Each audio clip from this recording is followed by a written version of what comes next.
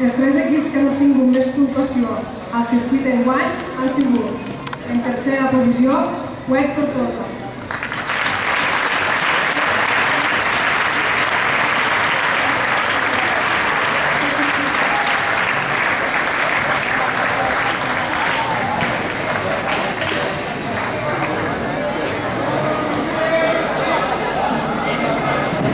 Segona posició, AT Coll de l'Alba.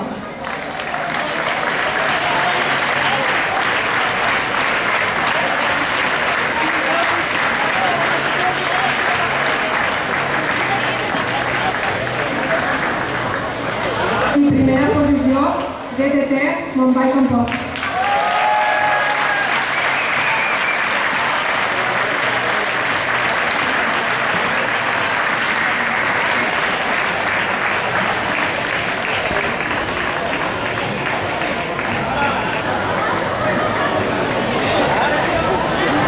Únic, això és èpic.